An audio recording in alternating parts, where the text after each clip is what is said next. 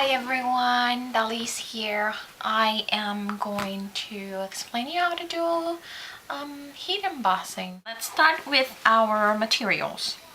You're gonna need a heat embossing gun. This is the quiet one and it kind of blows a lot less air and it's a little bit less hot, but it's wonderful when you have images that you don't want, very detailed images when you don't want all that powder to be blowing away. You are going to need an embossing ink, or it could be also a pigment ink that comes in different colors, and you're going to need embossing powder. I got some Distress Tim Holtz this embossing powder. There is some detail embossing powder, some regular white embossing powder. I'm just showing you the different options. Stamps or a flower, you're gonna emboss a flower. Tweezers are very important, and a little stick with either a glue dot or some type of adhesive up in the end. Back here, I just switched my embossing ink. This is a pigment ink this time. The only reason I did that is because so you can see a brand that actually it's still in stores. Let's start. If you are embossing a stamp that is a solid image stamp like this versus a very detailed image, any embossing powder will work on this. So let's try that. I would like to show you how it looks when you used an ink that actually has a color base. Embossing inks sometimes come in a clear base, and that way you would get the true color of your embossing powder, sorry. So let's say we are just inking the stamp with a color box pink color. Two things that I forgot to mention as materials, that these are optionals but I really like to use them. One is a craft sheet. This one is made by Rangers, and it keeps your mat from getting hot so it would not warp. The other one is a static bag. You could just use a Swiffer for that matter. What I do is I just pass it, wrap it around the paper before inking. I'm just going to use a scrap of paper so we get our additional extra embossing that comes out. Now I am going to stamp. You get your pink image, and I am going to be using a Stupendous Pearl Luster color. It's like a reddish color. And then just turn it over, flip it, see the image.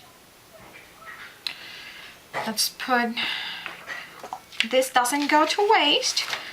We just form a tunnel for the little extra embossing powder, little twigs, and just clean the rest with your hands so you don't get any of the red into any other colors that you're going to start. Get your heat embossing gun and just start heating it. I like to start it in my hand a little bit just to make sure that it's warming up fine. But be careful, it does get hot. I don't know if you can see how it just started melting. Remember, we started with a pink color background, which makes it a little bit more reddish in this case. I want you to see this beautiful, glossy, embossed finish. I have just re-inked my stamp with my pink ink pad again. I don't need to do the anti-static powder again. I just want to show you. I am stamping again how it looks if you're using a colored ink pad on with a powder that is semi-translucent. I'm going to do half of the crown with a semi-transparent powder, and the other half I am going to use some of my clear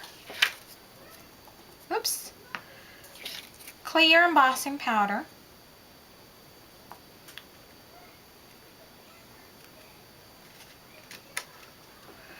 Okay, let me close both of my caps. I don't have a little accident anywhere. Here is my image. I am heat embossing them.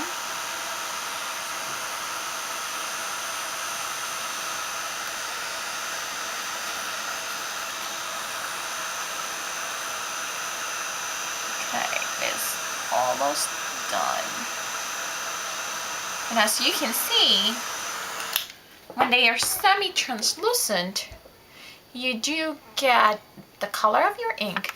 I don't know if you can see, but the side where I used the Bliss color is a little bit of a tint of gold, but you can see the pink color, and the other one is just clear. One thing that you could do is actually stamp your image in clear. With clear ink, use clear embossing powder, and then use a brayer just to color some of the, like a nice contrast color of the scrapbook or card that you're going to be using, and that will give you like a ghost image appearance. When you have, the other thing that I wanted to mention was, when you're using stamps that are like this, detail stamps, especially when you're doing sentiments, they have fine lines, you want to make sure that you use a detail embossing powder, and the bottle will say it. It will say detail embossing powder.